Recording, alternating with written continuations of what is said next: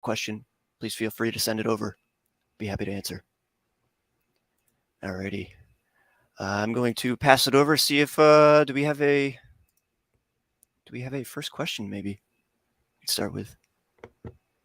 I guess before we get started, maybe I should introduce myself. For those of you who don't know me, my name's Hans. I'm a senior research scientist here at Topple. Started earlier this year. I come from an academic background where I was doing research on networking and security and blockchain technology. So I joined Topple here to help improve our technology and, make our products even better and more secure.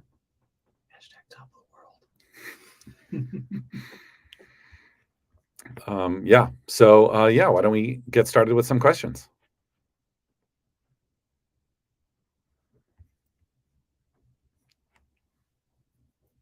So I guess this is a great one. Yeah, exactly. So we actually, it was funny this morning when we were talking about this question. It was what came up is I actually kind of want to see what everyone's take on this one is. So yeah, please, by all means, Hans.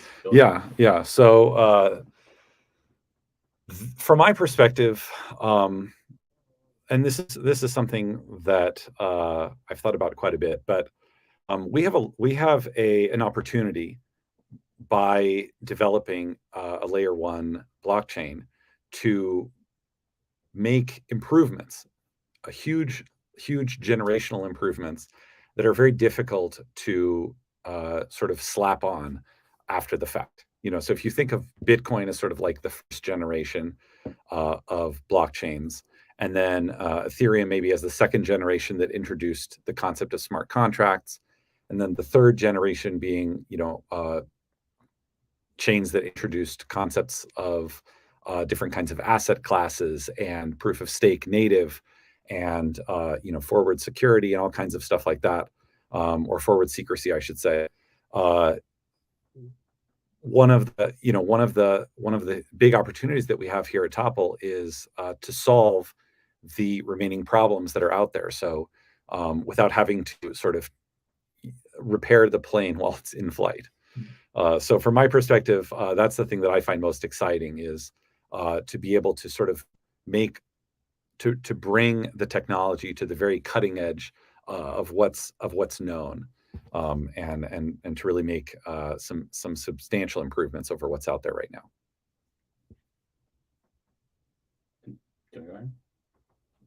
Yeah, I think it's kind of leveraging the use case or leveraging the power of proof of stake through and through, and having a modern implementation of it is important, and like streamlining the how we're incorporating it on our platform.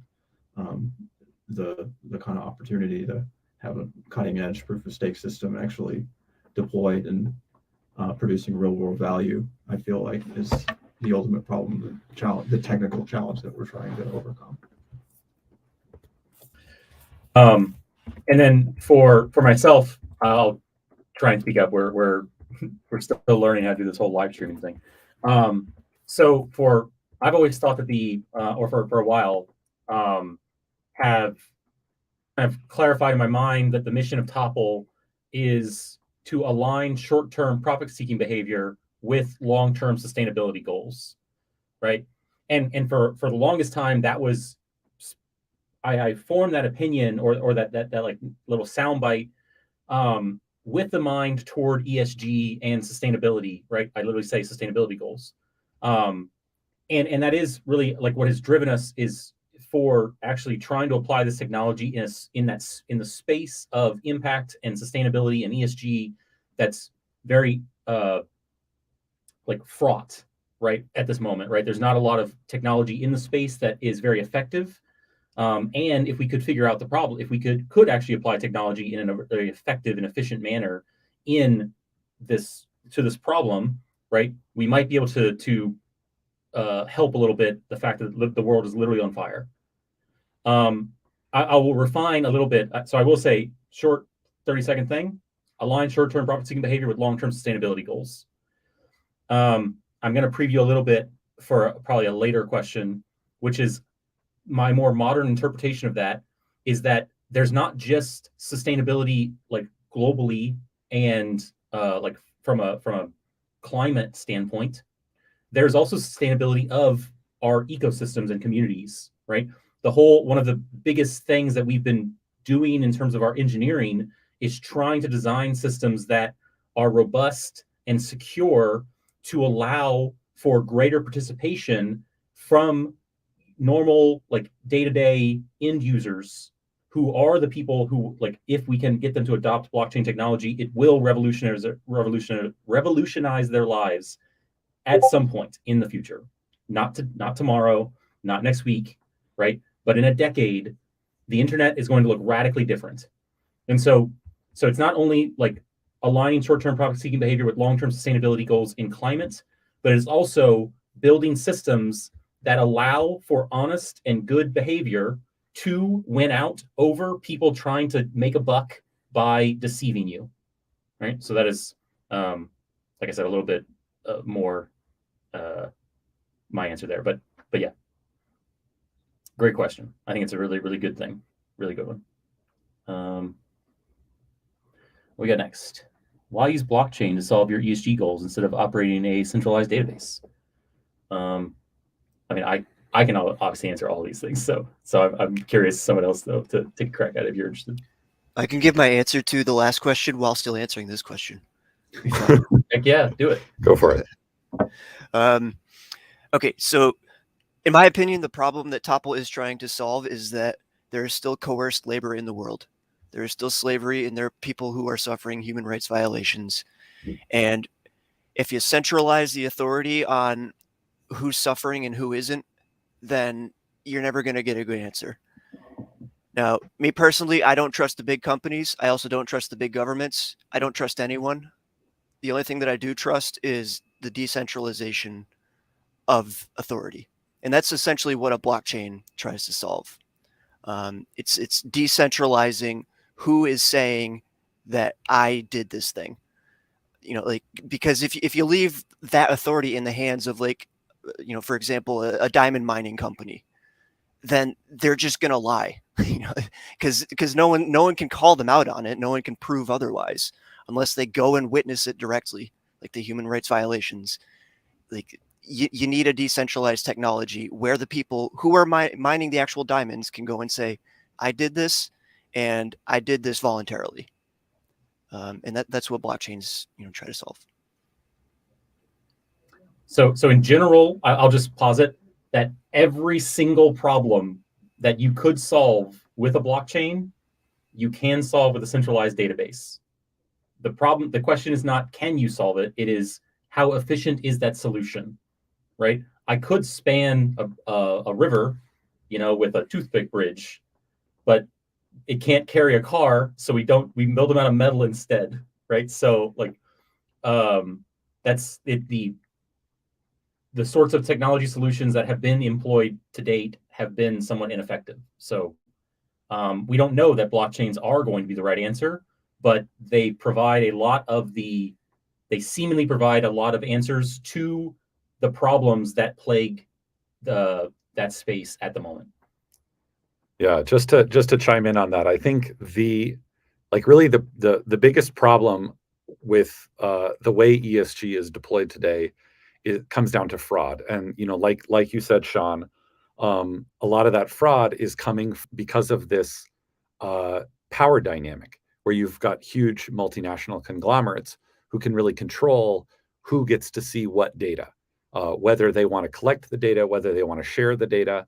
And in order to using a database to solve that problem, it's not going to solve that issue of control over data. You can only solve that issue by using blockchain.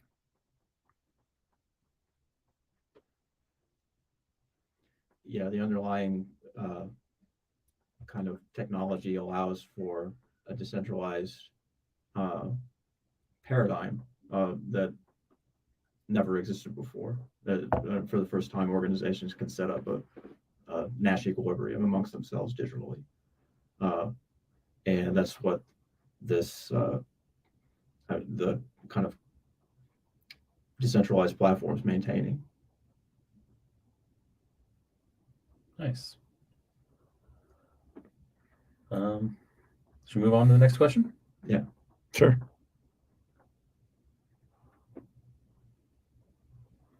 I'm liking these questions though. They're really good.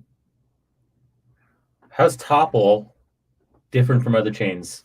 Why Topple? I don't know. Why Topple for you, Aaron?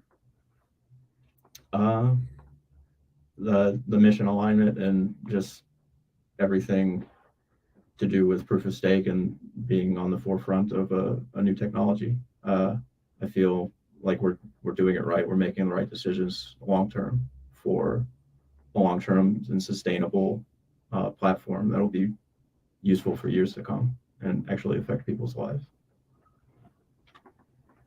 Yeah, I couldn't have said it better myself.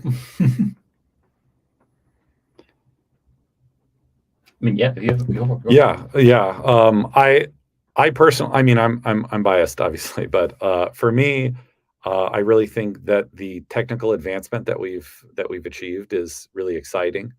And I know, every chain thinks they're the best chain. So, I don't know how many people will believe my my testimonial, but I really think that the stuff that we're doing with extended UTXOs and some of the other developments that we have on the horizon are really exciting and will actually make a pretty big difference in the space.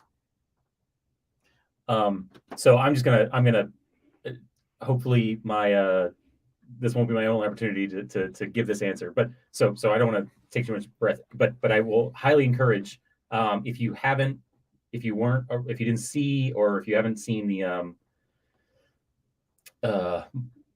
anything about Tacticos or any of the literature we put together, or Aaron's great talk last week on Tacticos, I would highly recommend to go watch the video or one of the previous videos on Tacticos. As like at its most fundamental level, that is the local dynamic difficulty is an entirely, as far as we know, I'm an academic, so I'm always going to hedge, but I used to be an academic.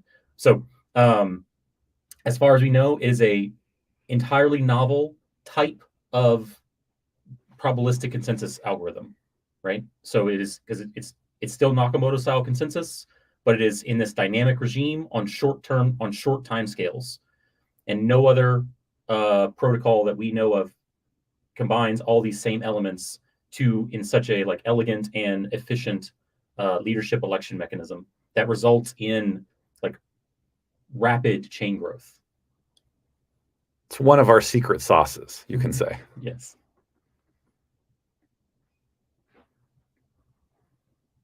I'm a recovering academic. Exactly. That is exactly it. I'm a recovering academic.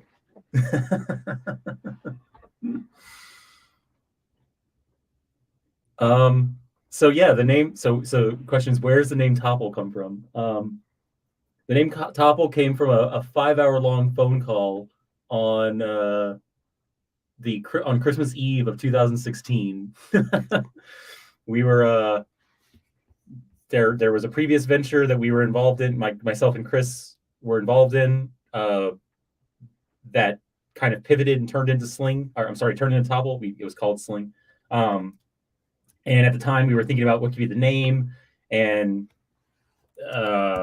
it is somewhat related to topological, right? So the shortening of the term topological, just in reference to the fact that DAGs are a graph, and so blockchains are very mathematical by nature. So we thought that was serendipitous. It's also got a nice startup-y spelling name, but also then it works really well with this idea that blockchains will help us or could enable us to topple traditional institutions and really build something anew. So the idea of the leaf is kind of like the sapling coming out of the ground from the dirt.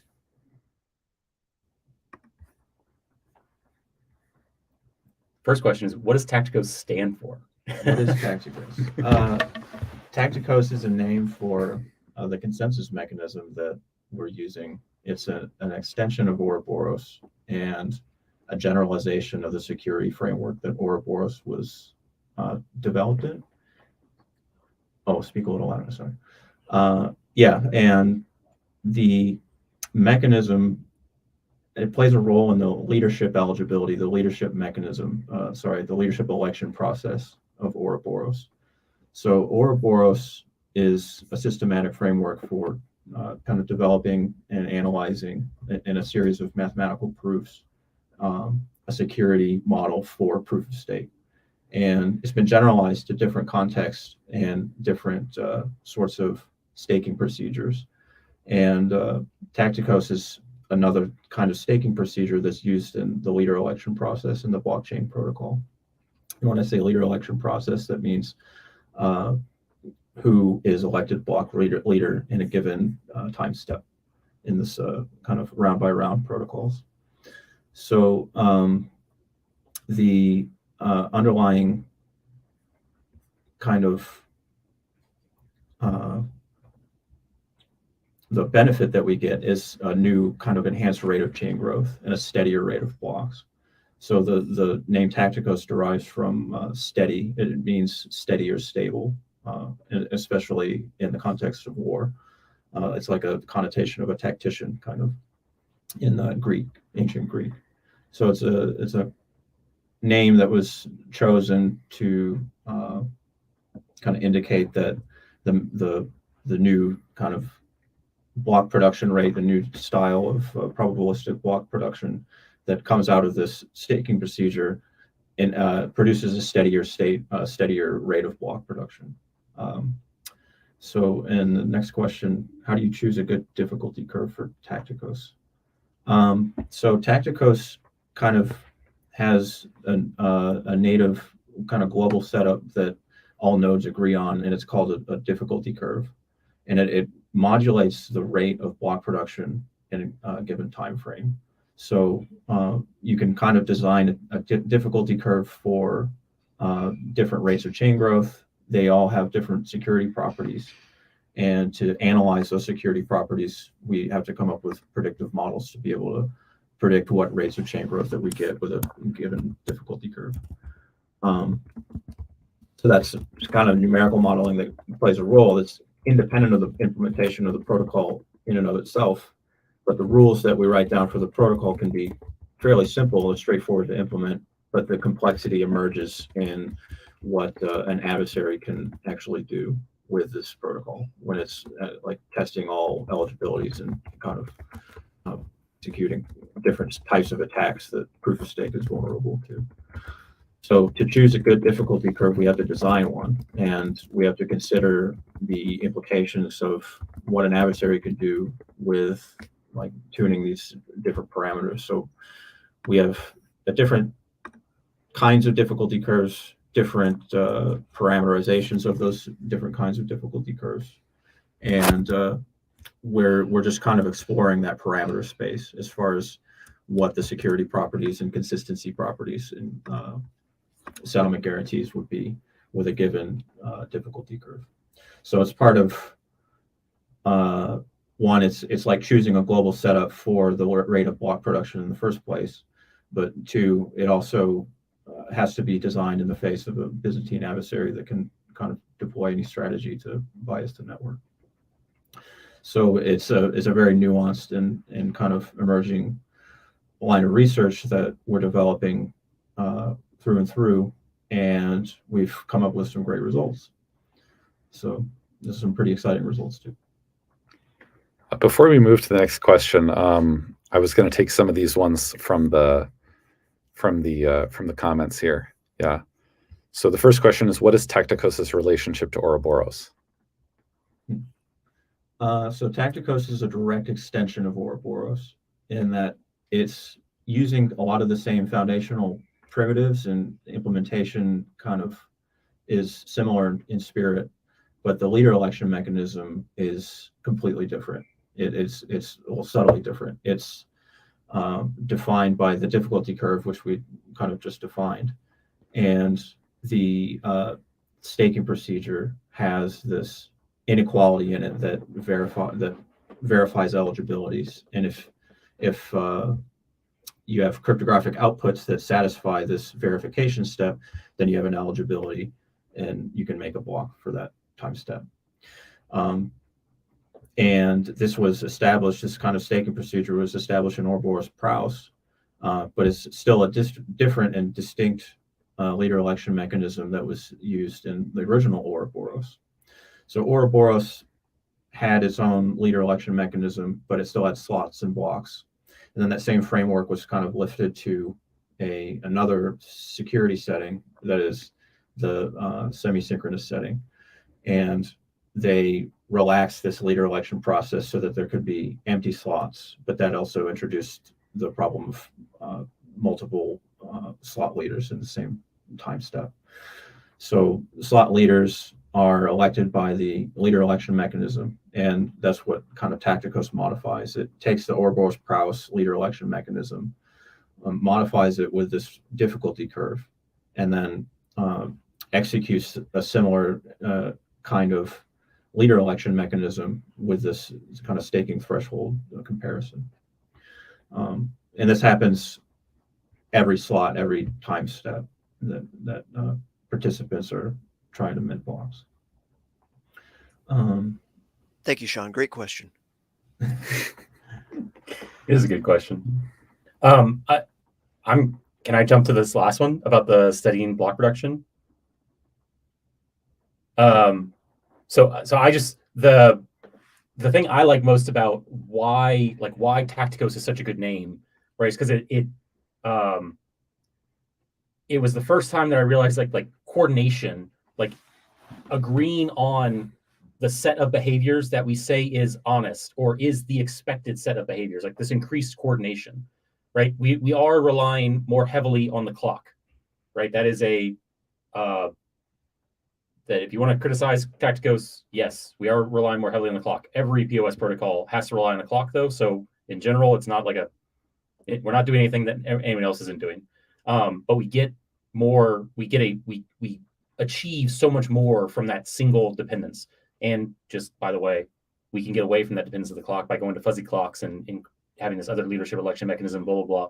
It's called Babe or Chronos, right? So there's ways we can eliminate that, but the idea of like increased coordination and having the steadying effect of blocks, you just have better predictability because you're able to take all that like the block production capacity that's at really short times in other protocols with static thresholds, and those really short time like that, those any leadership elections that happen at really short times are much more likely to conflict with one another. Therefore, you're basically if anyone remembers like The Simpsons back from like whatever, I don't feel like I'm that old, but anyway, The Simpsons, there was this gag where Mr. Burns was like went to the doctor and the doctor said you're like a really frail old man but the only reason you're surviving is because all the diseases are trying to get through the door at once and none of them, they're all like getting caught in the door jam and none of them can push through. So like that's but a stiff wind could like push you over and kill you. And Mr. Burns is like, so what you're telling me is I'm invincible. And he's like, no, I'm saying the exact opposite. And he's just like, I'm invincible. And he just runs out the door. Right. And that's, we can maybe not the whole invincible part, but that idea of like the leader elections, like cramming in the door and like not being able to get through. It's because when you have the highest likelihood at the shortest times, that conflicts with just block propagation, just information propagation delay, right? There's a finite speed limit to the universe. There is necessarily going to be a finite speed limit to network activity, right? So the steadying effect is just increased predictability because we are accounting and taking that probability that's like in the bad region and like moving into a more useful region of the like slot parameter. And this lets us like have better predictability and a steadying effect on block production because everyone has a kind of better assurance that the next block is going to be on the same chain and it's going to be not forking a parent block. Well, not everyone obeys the speed limits, though. Like, my truck was screaming today. Y'all should have seen. I was going 66 in a 65. Unbelievable. Did you guys know that Hinos can go that fast? Have you ever seen that before? You were definitely going downhill. Did you have a tailwind? A little bit. No, actually, it wasn't that windy today.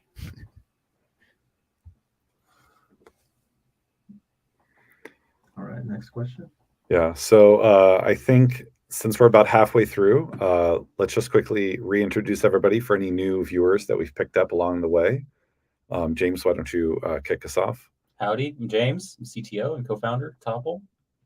I'm Hans. I'm the one of the senior research scientists here.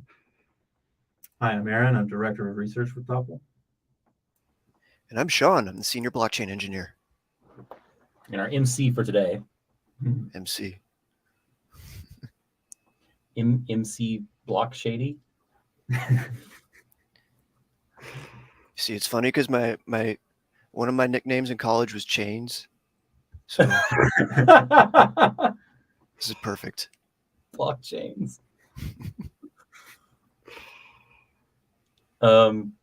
Yeah. So on the question of launching a token soon. So yeah, we do currently have a mainnet and a public mainnet and a public testnet. They are running what we refer to as the Dion version of the Topple protocol. Both of these, and while both of these are publicly, the application layer is publicly accessible. You can submit transactions to the blockchain and have them show up and read. So you can, at the application level, you can read. The consensus set is closed for the moment. So we can, in order to do these generational leaps that Hans was talking about, while I fully believe that blockchains must exist in the public permissionless setting, that is where they gain the most power. Development in the public permissionless setting is incredibly difficult, especially for blockchains where we don't actually know the best way to do things at the moment. So we are a 2-token system. We have a currency token, which will be the how you pay fees. And there are also plans, if you're curious about this more, there's information at wiki.topple.co to make that currency token a stable coin with mechanisms built into the protocol layer itself to enable that stability or low volatility. And the other side, the staking resource, the staking token is separate from the fee token though. So the currency token, like I said, the application layer, you can get that right now. You can sign up for our blockchain as a service through our blockchain as a service portal. If you go to topple.services, we have a partner firm that, I guess there's a little bit of nuance there, but there's a group that's running a solution called Lattice that maybe we can talk a little bit more about here. But they also offer a blockchain as a service subscription model where you can go and have polys and play on the develop on the network. And then we are planning for a private token sale of the Arbit in early 2023, and then distribution of those Arbits and public, like actual staking in Q4 of 2023. So about a little over a year from now is when we'll have like publicly hosted nodes and fees and actual like fully public permissionless be in the public permissionless setting. So yes, in soon is the very short answer. Oh, it's so tiny. Here, I'll read the question. So the question is, do you have your own chain or will your token be an ERC20? And what are your plans for chain interoperability? So as we've discussed, we're really building an L1 from the ground up, which is going to be our own chain, and we'll have our own tokens. As James just said, we have polys and arbits as sort of a dual token system. So we are not we don't currently offer an ERC20. Actually, we started out as an L2, but there were just too many roadblocks that we ran into that really it felt like we were being held back technically. And we were able to really accelerate our development once we sort of embraced the idea of creating our own L1. But there's no sort of ideological reason why we wouldn't want to interoperate with other chains. So I could totally see different bridges from the topple chain to other chains coming into existence with no problems. And just to clarify a little bit, we kind of started out as an L2 back before L2 was actually really even a term. Like we started trying to build topple back in 2017, or really like late 2016, and we just kind of hit a lot of issues with trying to develop on Ethereum, and there were a lot of stumbling blocks, and so we kind of made that decision to more tightly control our own destiny in a sense. So I just want to point out, like, we didn't just start this 6 months ago and then like, oh, we're going to build our own chain, right? It was a process to get where we are. And along the way, we've learned a lot about what it actually takes to build blockchains, and how many groups don't actually understand seems like they don't fully appreciate the consequences of the decisions they make when they decide to do certain things on chain. And we've really tried to be cognizant of how the decisions we make affect later decisions down the line. So, like Hans said, agreed. I have there are no ideological concerns with being compatible with ERC20s or Cardano native assets or any other spec. We're going to need to be able to move tokens between these systems. But as of now, there's no development in that direction, as we're focusing and trying to make sure we have, our house in order in a very robust and like useful fashion, so that whenever people actually come to try to build, they have all the tools and they're not sitting there with, wringing their hands because they can't figure out how to get the build environment to be set up.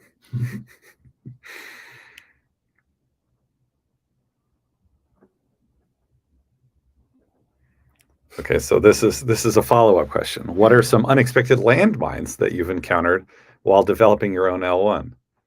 Aaron, you want to kick us off on this one? Just the complexity of the systems involved. I experimented with proof of stake through a simulation-based approach, and I think the biggest difficulty was just tracking updates to stake distribution. That was like the biggest debugging nightmare I've been through, I think, in a while. But I don't know, the complexity of these cryptographic functionalities that play a role in the consensus algorithms that we're implementing a day in and day out, just getting everything down to just like bit perfect outputs, inputs, and just tracking all these complicated numerical routines at the low level implementation. That you can really run into some pitfalls where you're just pulling your hair out trying to debug the thing. You can't really see. There's no comments. There's no Slack or Stack Overflow to look up. So you're really kind of out on your own sometimes, and it's interesting and challenging to like overcome those little pitfalls and dig yourself out of rabbit holes. That's kind of why I like research in the first place. But I don't know, James, you want to chime in? Yeah, I think so there's a reason the current version of the protocol is 1.0.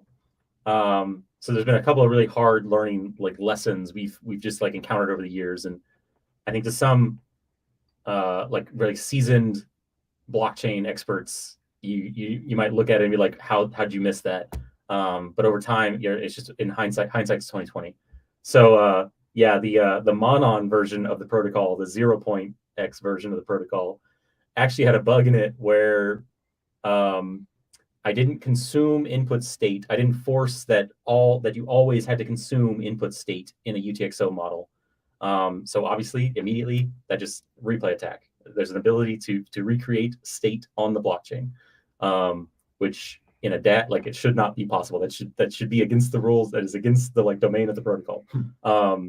So it was things like this, and like, you know, I say that seasoned blockchain, but you know, it reminded me of how easy it is in these protocols to you know, like with SegWit, right? The whole point, like the whole issue with SegWit, at least initially, it turned into this huge thing. But transaction malleability in Bitcoin was simply because they made a series of decisions, and in the end, like the emergent property happened to be something that had this malleability because they just chose to use the signature bytes when creating the transaction ID, and it turns out that the signature wasn't fully unique, right? And it's that little bitty thing that I'd say like those sorts of problems is why Ethereum is taking a multi-client approach, right? Because you in a non-formally verified system, the only way to really ferret out every single possible bug is to write it in multiple languages, write it multiple times, right? And try and do the same thing multiple different ways. Or you can go the other route of, I think, Cardano and say we're going to formally verify everything, or as much as we possibly can. We're going to try to really, really understand and know at a mathematical level, with a mathematical guarantee, what this like computer program that we wrote can do. There's got to be a happy medium, right? I will say for like, I mean, when I say there's a happy medium, what I mean is that we need systems that are robust and secure, but does everything require formal verification? Maybe at the application level, and maybe if once we have enough time, perhaps. Does everything require needing to go or needing to have multiple clients? I don't know, but I do know blockchains are only really immutable if the groups say they're immutable. So I guess over time I've become a little less scared of blockchains, which is you know, now that I say that, we're definitely I need to find some wood or something I gotta find, because I definitely just jinxed myself saying that. I'm curious, you don't know about the part in 10 to the 40 issue? No, I don't. No. Okay, so that was gonna be maybe Sean, do you want to like talk about how that cropped up? I mean, because that was kind of like out of nowhere. Let's see. 1, 2, 3, 4, 5, 6, 7, 8, 9. Okay, but now I'm out of fingers, so that's about as high as I can count. But the computers, it turns out they can count a lot higher than I can, like a whole bunch of numbers. And well, it turns out that like they can even count a little bit higher than what like Java can count, like higher than 64 bits, which becomes important for us because when we're dealing with really, really, really large numbers, like for example, you know, the total stake in the system, like the total nanoarbits or whatever we're calling them. Those are really big numbers, and they don't fit inside of a long, for example. So you need something bigger. You need like 128 bits, for example, and that's how we represent most of our numbers. And things get even more fun when you need to like multiply and divide and do all that fun stuff with really big numbers, because then you get into like, well, going back to my fingers, 1-ish or 2-ish or 3-ish, and like those are doubles, and well, double precision translates to no precision at all. So yeah, you need something like called a ratio, and luckily we got Aaron to figure out all the math for that kind of thing. So yeah, it's just like, I don't know if this is where you were thinking I was going to go with this, James, but that's immediately what I thought of when I was thinking blockchains and some landmines that you encounter. It's like you deal with really big numbers, and a lot of the technology that we currently have doesn't handle those big numbers very effectively. So you need to do something a little bit special. Yep. I saw a question pop up for a second.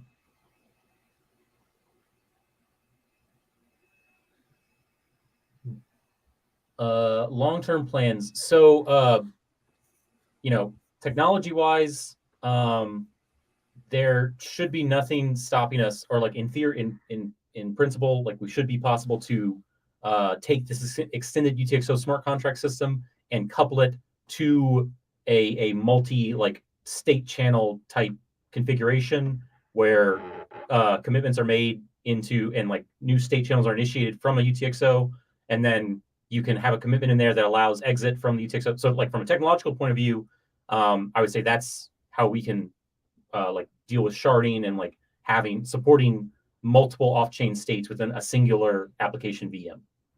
In terms of just like growth of the ecosystem though, like actual like developers and getting users and clients and that sort of stuff. A big part of this will be our ecosystem fund. So the Topple, we envision that, or we believe that the blockchain networks benefit the most when they have a steward, right? So Ethereum, you can argue. I think there are arguments to be made. I'm willing to. I will concede that point about centralized control versus having no leader. But when we've seen Ethereum move a lot faster than we've seen Bitcoin move, right? And we would attribute that to the fact that there's a foundation. There is a singular entity that kind of has a vision and is driving forward with what Ethereum should be. So we want to adopt that in Topple. We're going to have a foundation that will be a steward of the network, have some amount of funds to help foster the growth, but also enabling to give grants to developers in the system, as well as fostering growth in the next 18 months through a mechanism we're calling a fair use launch. And then the last piece will be the like really trying to maintain have a monetary policy in place for the chain that will incentivize staking of the arbits, so that we actually have people the people who are holding our tokens are the ones that are actually going to contribute to the security of the protocol, and not just hodl them in like an exchange somewhere and hoping for number go up. So short answer, activist like foundation that is opinionated about how to actually maintain the vision of the network.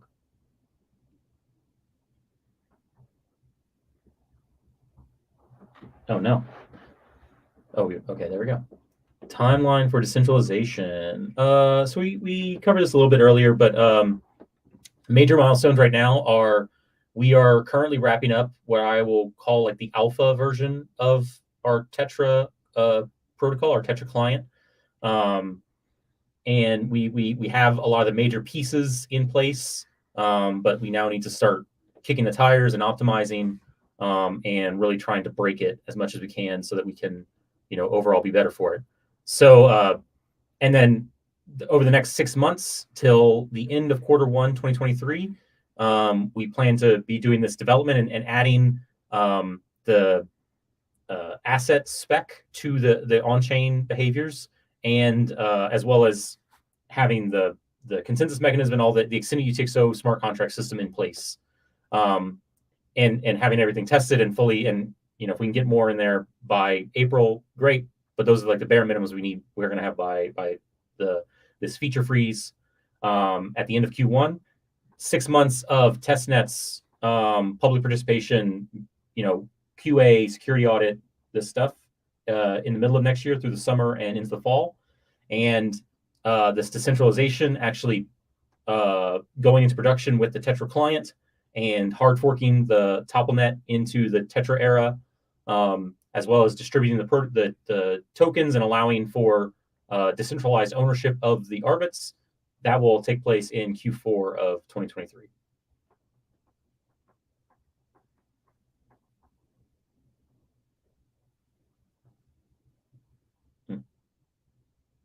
Oh no.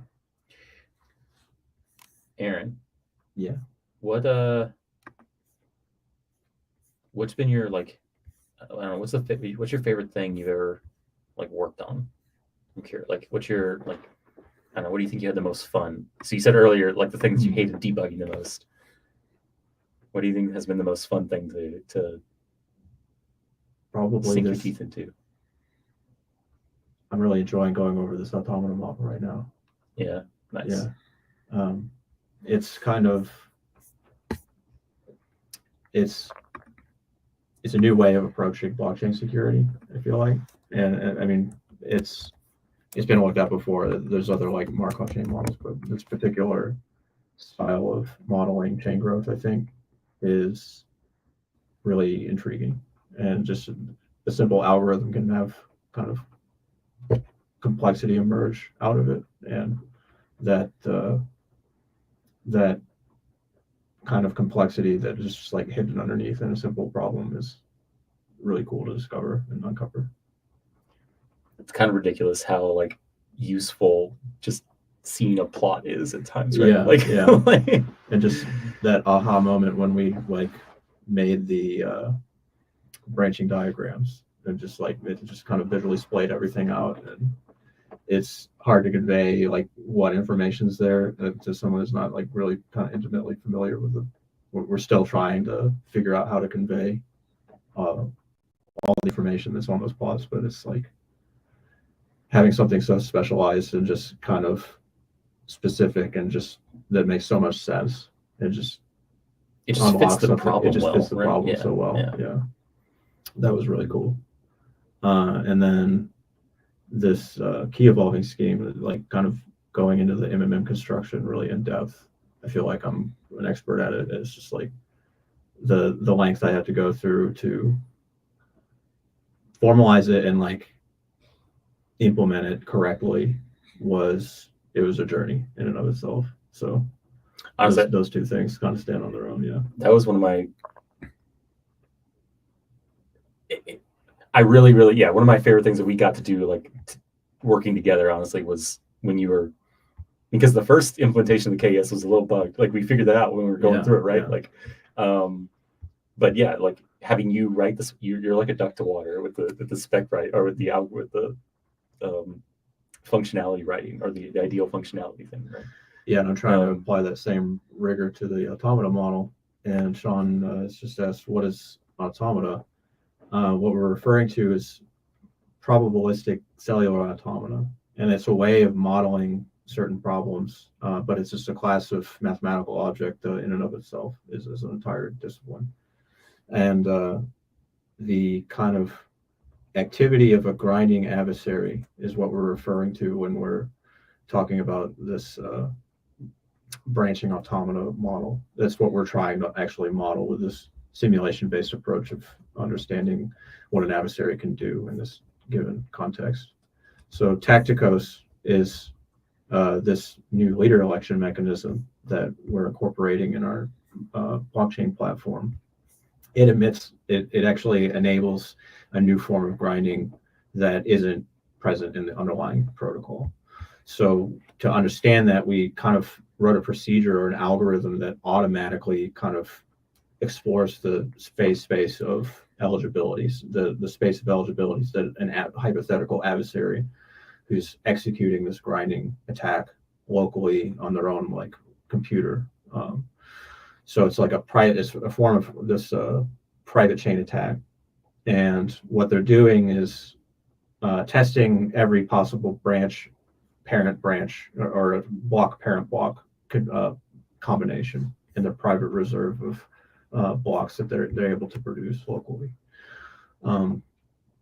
And to model this parametrically in a simplified fashion, so we can actually execute it on a computer and get good like statistical output, we simplify the representation of blocks to just be pairs of numbers, and there's a block number in the slot that block occupies, and that pair of numbers is what we're calling a branch in this like branching automata model.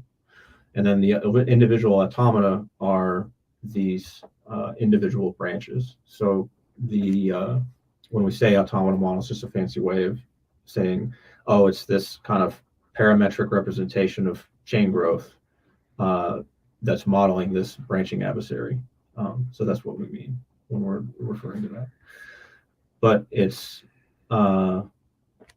what we've been able to show is that this kind of grinding advantage can be mitigated by choosing an appropriate difficulty curve. So with a proper difficulty curve, you can have consistency properties that are unaffected by this grinding advantage, so that there's practically no grinding advantage for a given difficulty curve if you're able to like calculate this grinding frequency and predict it. So the automata model is a way of predicting that grinding frequency. We can compare it with the normal block frequency, and we get good results and good agreements between the two models, which independently kind of verifies the block frequency that we're getting with the kind of stationary distribution approach that we're using to calculate the block time intervals. The stationary distribution approach being a more like analytic, yeah, right? It's an analytic model that we make approximations to, and therefore can get like a closed form expression for what the distribution should look like, and then we can numerically simulate a set of rules and just kind of, I don't know what the imperatively, I don't know what the right term is, like when you're just going like 1 2 3 1 2 3 1 2 3 1 2 3, right? You're just like executing that set of rules over again, like right in this like deterministic kind of mechanistic yeah, fashion. it's just pseudocode and a for loop, and then Right. we have a reference implementation in Python. It's the whole idea is like kind of convey it in a way that other researchers can kind of implement on their own and test, and that's the whole point of pseudocode in the first place. But Yeah. So any consensus researchers out there, tuning in, please hit us up. Topple.co, j.amen@topple.co, a.schutze@topple.co, topple.me, topple.co works. Just drop us a line. We're happy. Yeah. We'll answer any questions. We'll take any criticisms, any critiques. Hopefully we'll convince you that we're the next best thing since SegWit Bitcoin, I guess. I would say slice Bitcoin. Slice Bitcoin. Yeah. Okay, so I'm just gonna ask kind of a silly my own question. So Hans, like, what research topic like interests you? Like, is it something we've talked like it doesn't have to be AB chain or like anything. Like what? Yeah. What So one thing that we haven't explored too much yet, but that I know that we have plans for on the roadmap, is really how latency and network propagation affects the performance and the security of the network. And since that's really like my specialization, my bailiwick, so to speak, that's something that I'm really looking forward to being able to get my hands dirty and see if I can break the system, and if I can break it, how can I redesign it so that it can't be broken again. So that's something that I'm quite looking forward to once we can get the current leader election stuff buttoned up. You have your work cut out. Sean's a pretty good adversary, man. Sean's been breaking stuff since day one. Heck yeah. That's what I'm good at. Accidentally. I would never do it on purpose. Of course not. No. My goodness. I don't know. I feel like we all learned a lot today. I did. I learned that bailiwick is a word. Yeah, thank you. I'm glad that wasn't the only one. Yeah. I had to go and look that one up. That's cool. That's my word now. I'm going to use that. Bailiwick. One's sphere of operations or a particular area of interest. You're welcome. So yeah. Thank you. Appreciate that, Hans. Also appreciate, your like actual answer to the question. That was also great. Because I like me personally, like that same field, like that kind of blew my mind. And it was very timely that you joined right when we were talking about peer-to-peer networking and like how block propagation is affected by like network latency, and how your blockchain can, well, as I described it, it drives like a Chevy if you don't have your network tuned properly, because then like your nodes can't stay in consensus anymore. So yeah, like tuning your network, super important, super helpful. Also bailiwick. So yeah, I thought this was really informative for me, at least. Again, I get the luxury of listening to really smart people every day. You got to listen to them today. Hopefully we'll have several more of these in the future where you can all jump in, ask questions. And yeah, I mean, this was a lot of fun. I appreciate all of you, asking questions, answering questions. Aaron, really stellar answers. You always know how to give like very specific answers and very detailed answers to questions, and like you make sure that you cover all the bases. I love it. Thank you so much. And Hans, I love your insight into everything that we've talked about here as well. I know that you're like joining the team. You're bringing some really great ideas to the forefront, and yeah, so super excited to have you here. James, you're okay. No, James really is like the translator of this team. Like he can understand smart people, and then he can also like I'm a very tactile person, so he knows how to translate it into like something that I can work with and go and implement. So yeah, really smart team, really appreciative. And yeah, anyone has any questions, feel free to jump into the chat at any moment, or Discord. Always happy to talk to you there as well. So yeah, I mean, any thoughts before we wrap up here, or just close out?